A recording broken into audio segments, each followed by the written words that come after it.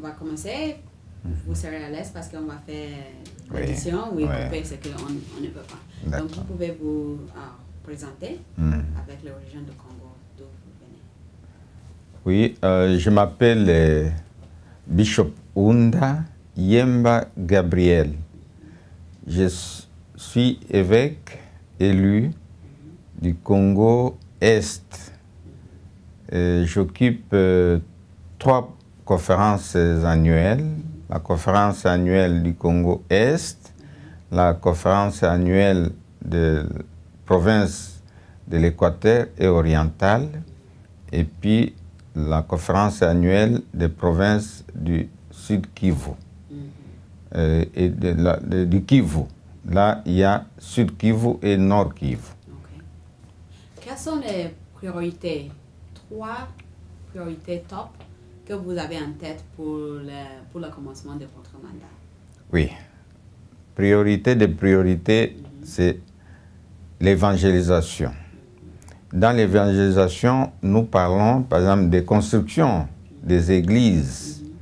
Parce qu'il y a ces pasteurs qui sont dans des églises où il n'y a même pas de chapelle. Mais ils prient comme ça, ils travaillent. Alors nous devons faire tout pour que nous ayons des chapelles dans presque chaque village. Et pour en avoir, il ne sera pas question de chercher à acheter des terres ou des briques. Les briques, les fidèles peuvent fabriquer eux-mêmes, mais nous serons obligés de chercher l'argent pour acheter les tôles, acheter les clous ou les ciments. Et éventuellement, si nous avons cette machine-là qui produit les briques, qui ne demande pas les ciments avec joints, et ça peut nous aider à avoir encore beaucoup plus à construire des églises sans problème. Ça, c'est première priorité. Deuxième priorité, c'est la lutte contre les maladies. Nous avons des maladies telles que la malaria, qui est mon ennemi première. Il y a aussi le sida, qui est en train de décimer mes fidèles. Parce que quand il y a eu guerre, les rebelles qui sont venus, les militaires qui sont venus, ont commencé à inoculer cette maladie et ça commence à décimer la population. Et cette population qui meurt, ce sont mes fidèles, que je devais compter sur eux.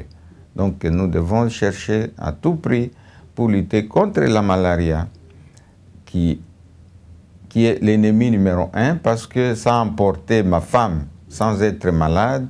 2 jours après, elle est morte. Ça fait 6 ans aujourd'hui. Et le sida qui est en train de tuer des milliers de gens au pays. Les femmes violées portent cette maladie. Les enfants qui sont nés de ces familles des hommes, femmes atteints de sida sont en train de souffrir aussi aujourd'hui.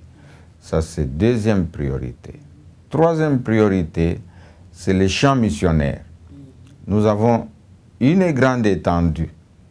Je contrôle plus que la moitié du Congo. En plus de ça, la conférence centrale m'a donné la responsabilité de conduire la République centrafricaine, qui est comme la moitié du Congo. Donc aujourd'hui, on dirait que je conduis la moitié du Congo. En plus de ça, j'ai la République centrafricaine qui a une étendue de la moitié du Congo. Ça fait le Congo tout entier que je suis en train de conduire aujourd'hui. Alors nous avons un champ très vaste. Il nous faut les missionnaires, il nous faut les moyens de déplacement. Il nous faut aussi les constructions, parce que comment faire l'évangélisation s'il n'y a pas de construction? Où est-ce que les gens vont prier? Nous devons avoir tout ça pour aider nos fidèles à bien aller de l'avant. Vous avez parlé un tout petit peu avec la connexion avec le paludisme, la perte de votre femme. qui est vraiment une connexion trop personnelle.